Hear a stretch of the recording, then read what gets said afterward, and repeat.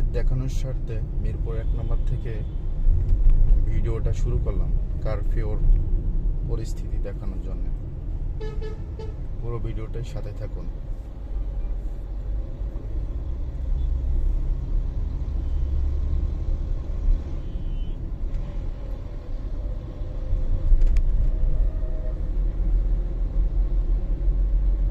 ইনশাল্লাহ আপনারা আমার সঙ্গে থাকবেন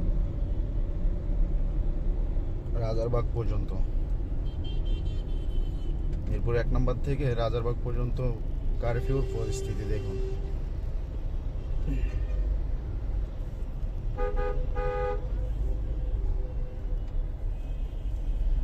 কারফিউ শিথিল হয়ে গেছে।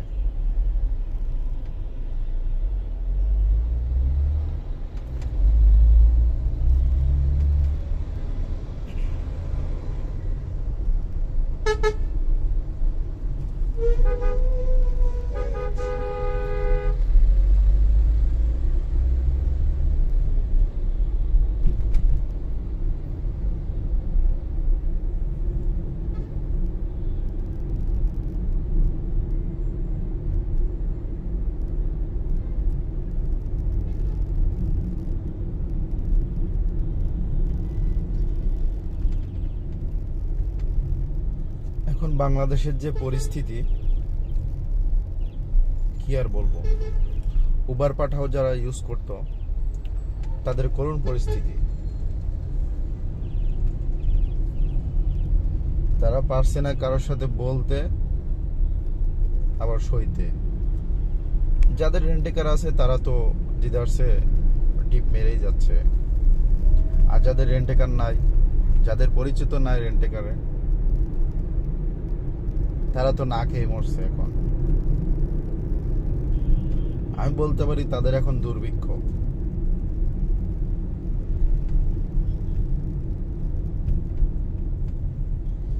এই যে আমার একজন পরিচিত আছে, সে আমাকে ফোন দিল 2-1 দিন আগে, দিয়ে বলল নেট কবে চালু করবে।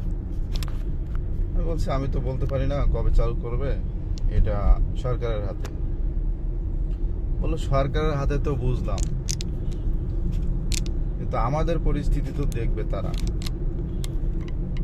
এখন যদি উবারটা অথবা শুধু উবারটাও চালু করে দিত তাও তো হতো, আমরা খেতে পারতাম।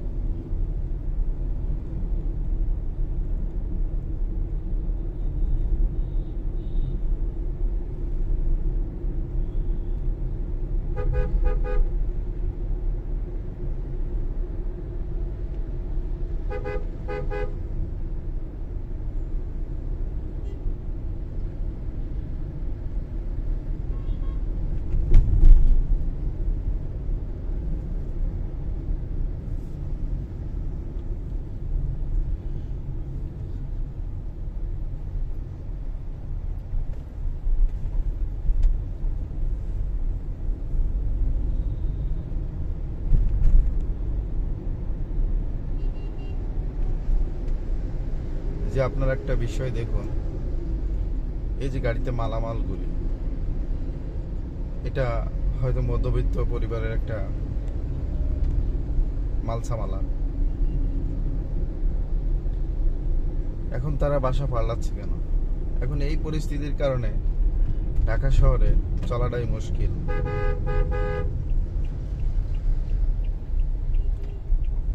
এই জন্য তারা হয়তো বাসা চেঞ্জ করে চলে যাচ্ছে গ্রামে।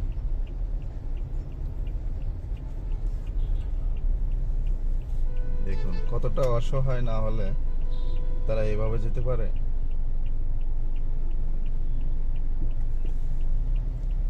যাক, সব কিছুতে আলহামদুলিল্লাহ, এটাই নিয়তি।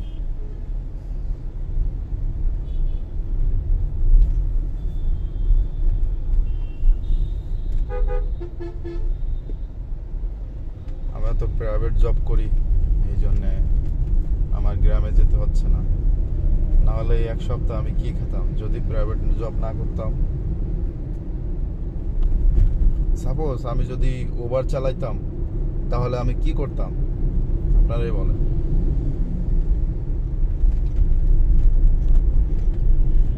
এই যে তারা বাইকার ভাইরা পাঠাও চালায়, তারা এখন খালি খালি ঘুরছে।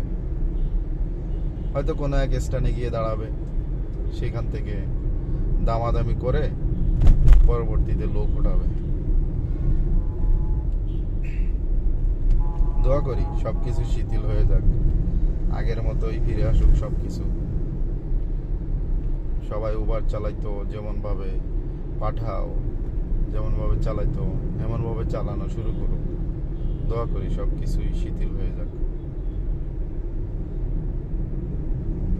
আপনারাও দোয়া করেন, আল্লাহর কাছে বেশি বেশি দোয়া করেন যে হালাল ইনকাম করতে পারি, হালাল হারাম বেচে ইনকাম করতে পারি।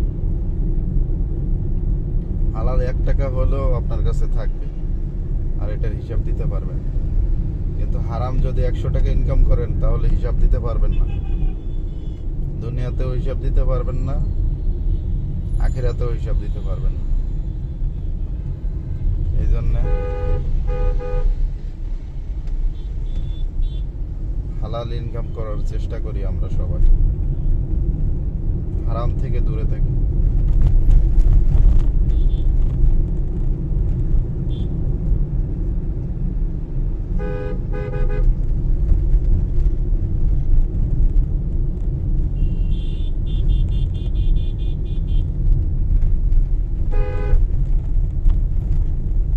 গাড়ি চলছে, পাঠাও ওভার চলছে না, কারণ নেট যদি বন্ধ থাকে তাহলে কিভাবে পাঠাও উবার চলবে। এই দেখুন একটা বাইক যাচ্ছে, হয়তো কোনো স্ট্যান্ড থেকে দামাদামি করে কিছু টাকা কমে নিয়ে যাচ্ছে, অ্যাপস থেকে কিছু টাকা কমে নিয়ে যাচ্ছে।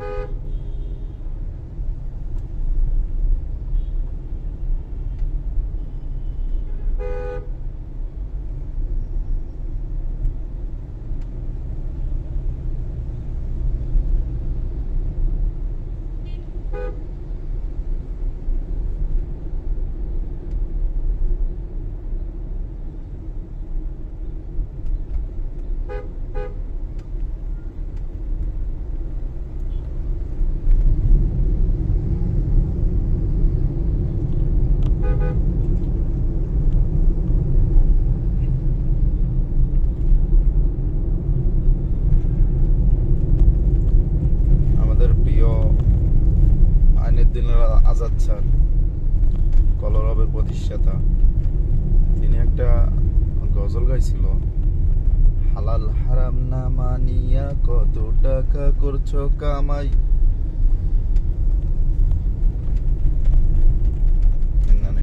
এই যে এখনো পর্যন্ত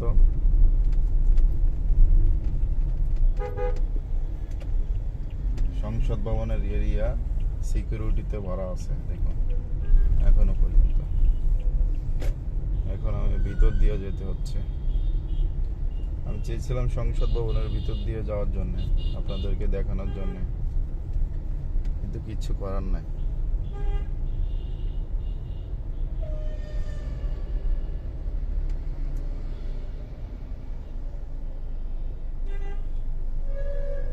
ওই দিক দিয়ে যেতাম, এটাই তো ভালো ছিল, আগারগাঁও দিয়ে। এদিক দিয়ে এসেই তো ঝামেলায় পড়ে গেলাম রে ভাই।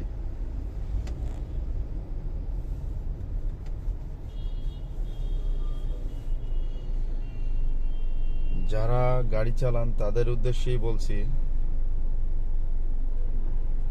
সংসদ ভবনের এরিয়ার ভিতরে আসবেন না কেউ। এখানে কড়া নিরাপত্তা আছে, এখানে প্রচুর জ্যাম।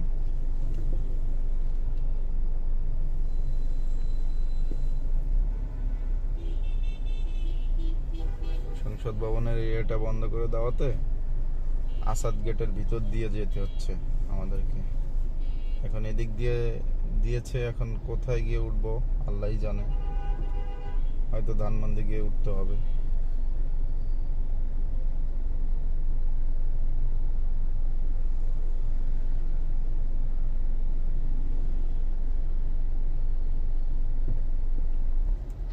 আমি এই জ্যামের রাস্তাটা স্কিপ করব।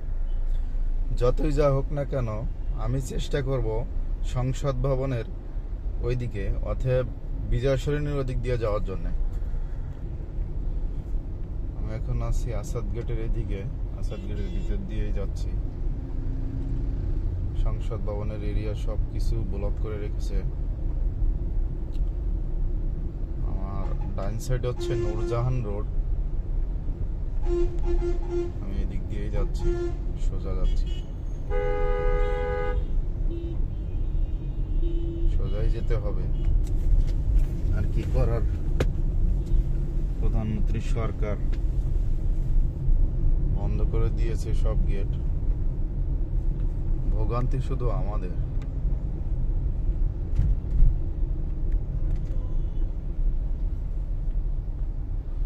ভোগান্তি শুধু আমাদের, আর কারণ না ভোগান্তি।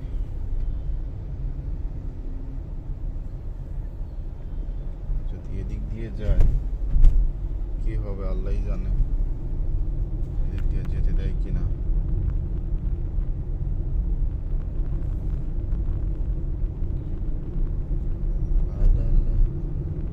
হালাল হারাম না মানিয়া কত টাকা করছো কামাই, সব কইরা দেখো গো কাফনের তো পকেট নাই। টাকা পয়সা লইয়া কি কেউ সঙ্গীতে গেছে, টাকা পয়সা লইয়া কি কেউ সঙ্গীতে গেছে। কি জব দিবি রে তুই আল্লাহরই কাছে, হাই কি জবাব দিবি রে তুই আল্লাহরই কাছে। আচ্ছা, সোজাও বন্ধ, সব দিকে বিজিবি মোতায়েন করেছে। আমার একটা কথা, বিজিবি থাকে সীমান্তরক্ষী, সীমান্ত রক্ষার কারণে, সীমান্ত রক্ষার জন্য। এখন দেখছি বাংলাদেশের সব জায়গায় বিজিবি।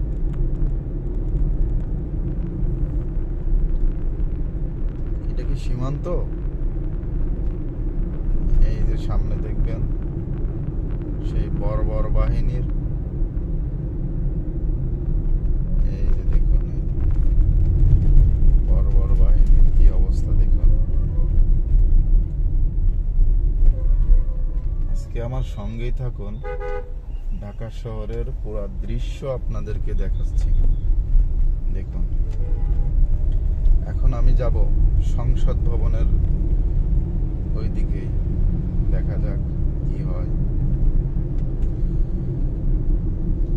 ওই যে সামনে একটা পুলিশের ভ্যান দেখতে পাচ্ছি, যেটা দিয়ে গুলি করে। এই যে সেনাবাহিনী, দেখুন সেনাবাহিনী টহলরত অবস্থায় আছে, সব চেকপোস্ট করতেছে, চেকপোস্টে চেক করতেছে সেনাবাহিনী। সেনাবাহিনীর চেকপোস্ট অব্যাহত রয়েছে, যাকে খুশি তাকেই চেক করতেছে।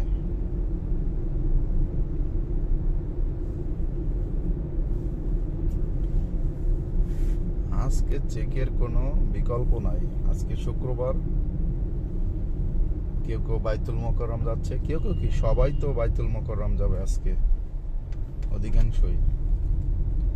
চেকপোস্টের বিকল্প নাই তো আজকে, সব জায়গায় চেকপোস্ট চেক করতেছে। আপনাদেরকে বলেছিলাম আমি বিজয় সরণি দিয়ে যাব, তা মনে আর হলো না। কারণ এই যে দেখুন সংসদ ভবনের মুখেই, এইদিকে হচ্ছে সংসদ ভবন, বাম দিকে দেখানো যাবে না, বিজিবির কড়া নিরাপত্তা রয়েছে।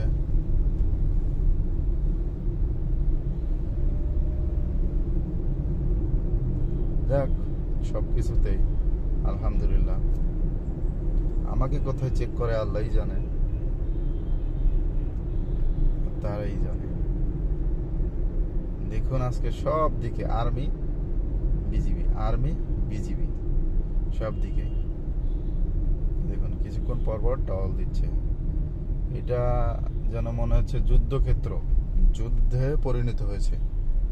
যেভাবে রয়েছে বস্তার উপরে হাঁটুটা গেড়ে বসে আছে। আমার মনে হচ্ছে বাংলাদেশের যুদ্ধ থেমেছে, এজন্য কড়া নিরাপত্তা আছে বাংলাদেশে। আমি আপনাদেরকে বলছিলাম প্রথমেই যে আপনারা আজকে সব কিছুই দেখতে পাবেন আমার এক ভিডিওর ভিতরে। মনোযোগ সহকারে দেখুন, তাহলে সব কিছুই দেখতে পাবেন। এটা হচ্ছে ফার্ম গেট। দেখা যাক কারওয়ান বাজার কি পরিস্থিতি। আপনাদেরকে কারওয়ান বাজারের পরিস্থিতিও দেখাবো, সাথেই থাকুন।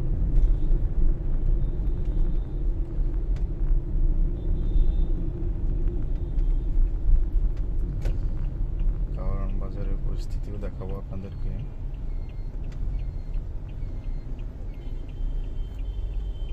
এটা আছে ফার্ম গেট,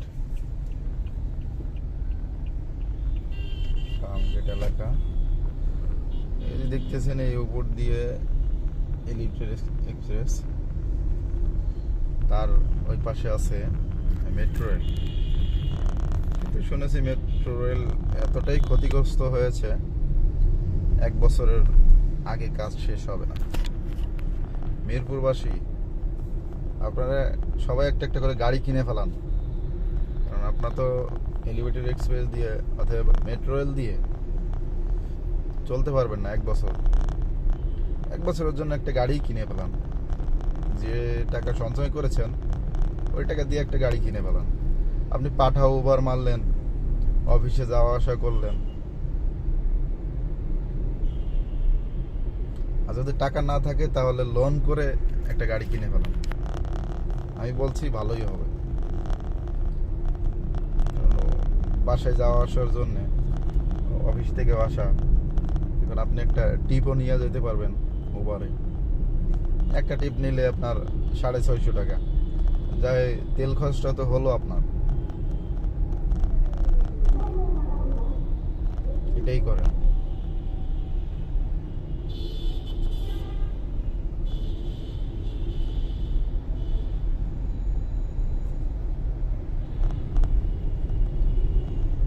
সত্য কথা বলতে মানা।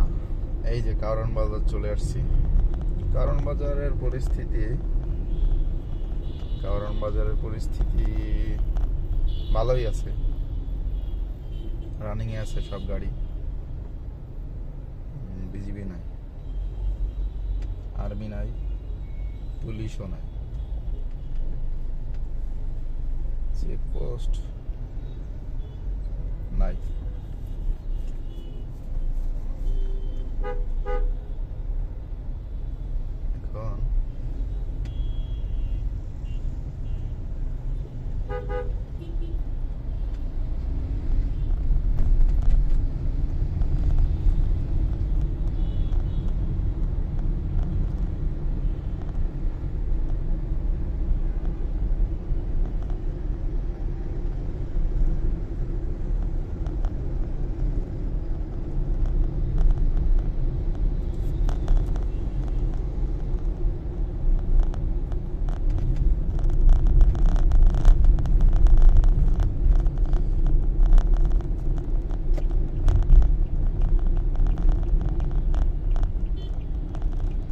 এখন দিকে কড়া নিরাপত্তা নাই, শুধু সংসদ ভবনের ওইটুকুই কড়া নিরাপত্তা আছে। আর হয়তো ওইদিকে থাকতে পারে, ওই ইসের দিকে সুপ্রিম কোর্টের ওইদিকে।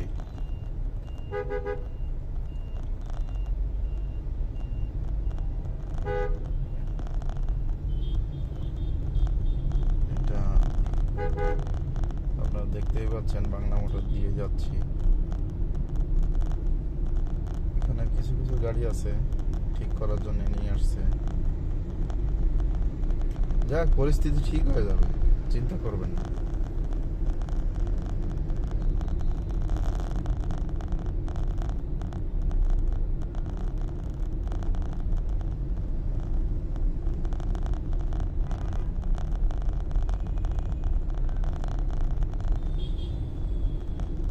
10 নম্বর দিয়ে আসতে হতো, 10 নম্বরের পরিস্থিতি আপনাদেরকে দেখাতে হতো।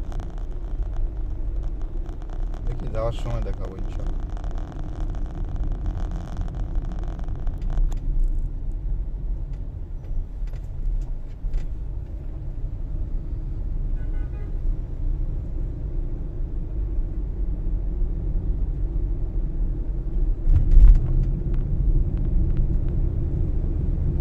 এটা মগবাজার ফ্লাইওভার।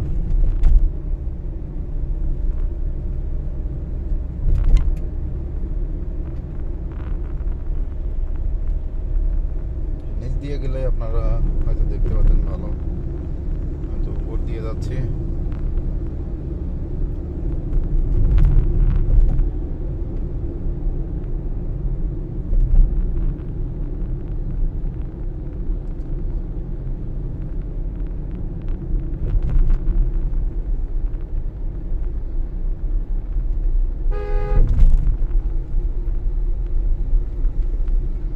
স্বাভাবিক, যান চলাচল স্বাভাবিক।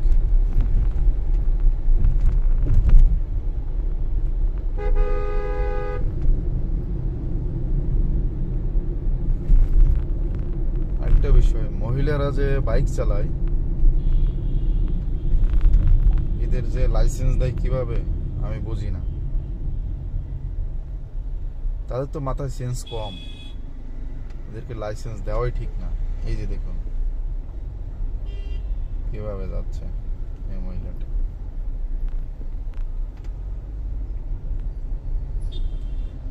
তাও কি করবে, বাংলাদেশের অবস্থা। এই যে বাসে উঠলে হ্যারাসমেন্ট হয় মহিলারা, এই জন্য নিজে একটা বাইক কিনে নিল, শিখে কিনে নিল। এটাই আমিও বেস্ট মনে করি মহিলাদের জন্য।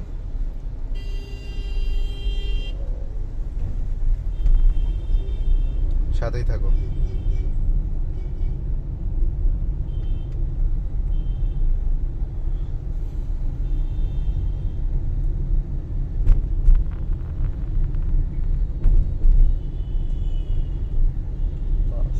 কিছু সংখ্যক বাস চলছে।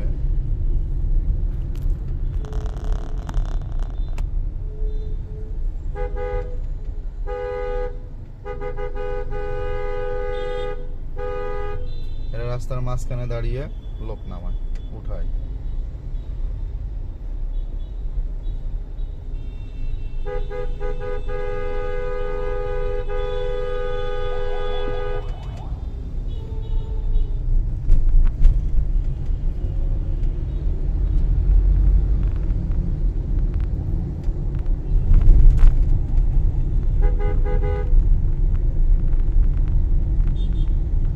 মালিবাগ ফ্লাইওভার মৌচাক।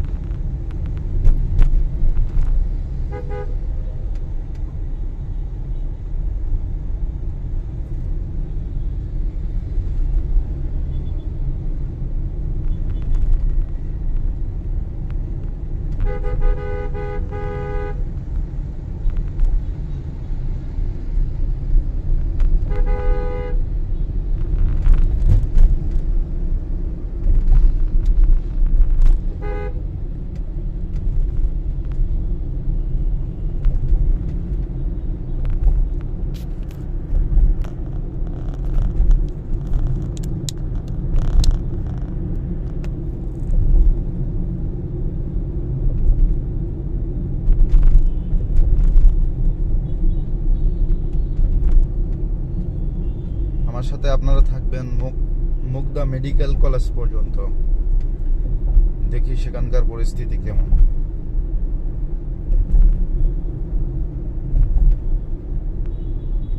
পরিস্থিতি স্বাভাবিকই আছে।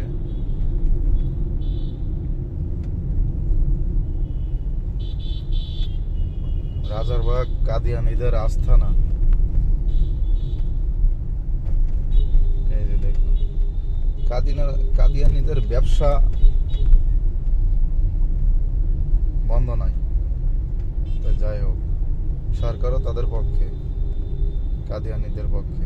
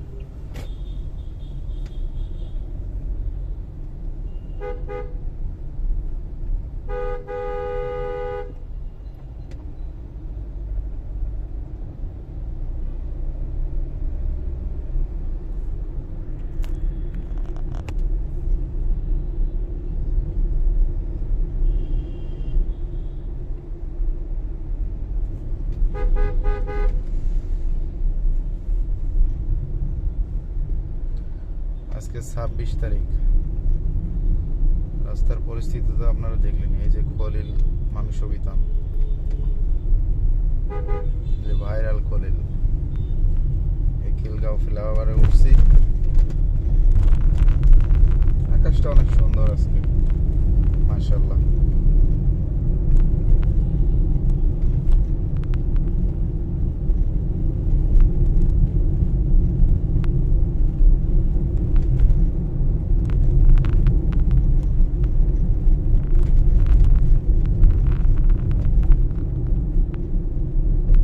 অনেক সুন্দর প্রতিদিনকার তুলনায় আজকের আকাশটা।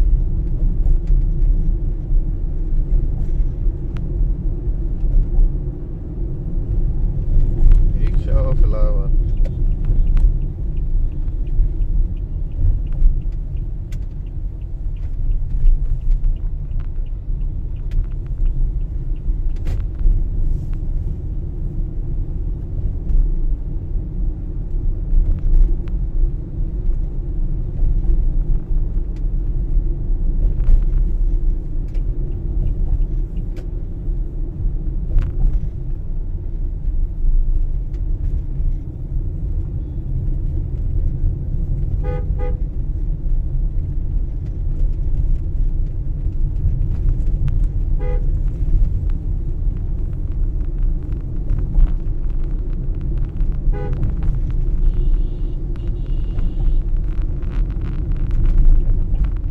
এনাকে পুলিশ লেখা আছে, পুলিশ।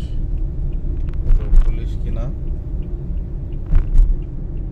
পুলিশ যেহেতু হেলমেট নাই সেহেতু সে পুলিশ আমরা ধরেই নিব, কারণ পুলিশদের হেলমেট লাগে না।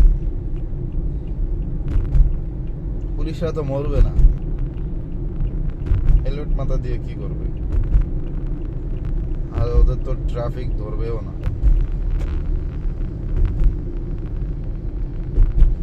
ওদের তো আর হেলমেট লাগে না। আমরা হেলমেট পরি কেন বাইকে? নিজের সেফটির জন্য,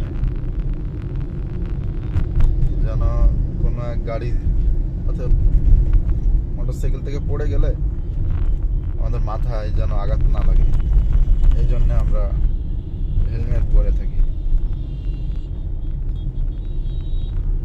কিন্তু তারা নিজেকে কি মনে করে?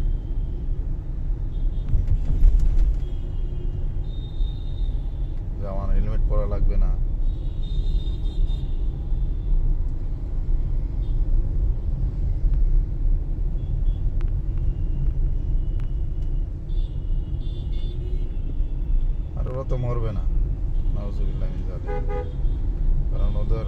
মানুষের দোয়া আছে ওদের সাথে, পুলিশদের সাথে। সব পুলিশ না,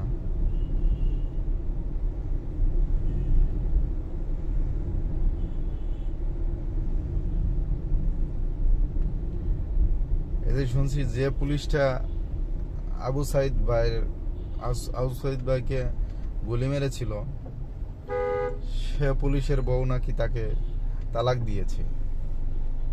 আবু সাইদ ভাইয়ের খুনিকে তার ওয়াইফে তালাক দিয়েছে। আমি মনে করি এটাই ভালো হয়েছে, আপুটা অনেক ভালো করেছে। আমি ওই আপুর জন্য দোয়া করি, কারণ সেই আপুটা হয়তো তার ছেলের জন্যে, ছেলের ভালোর জন্যে তাকে তালাক দিয়েছে। কারণ তাকে তো আজীবনই বলবে যে আবু সাইদ ভাইয়ের খুনির স্ত্রী, এই জন্য হয়তো তাকে তালাক দিয়েছে। যাই হোক, আমি মুগদা পর্যন্ত চলে আসলাম। এদিকে কোথাও কোনো ঝামেলা নাই, আপনারা নিশ্চিন্তে চলতে পারেন, কিন্তু সংসদ ভবন এরিয়াটা আপনারা অ্যাভয়েড করে চলুন। ওকে, এই যে আমার বাম সাইডেই জাতীয় নার্সিং উচ্চ শিক্ষা ও গবেষণা প্রতিষ্ঠান, তারপরেই আছে মুগদা মেডিকেল কলেজ অ্যান্ড হাসপাতাল।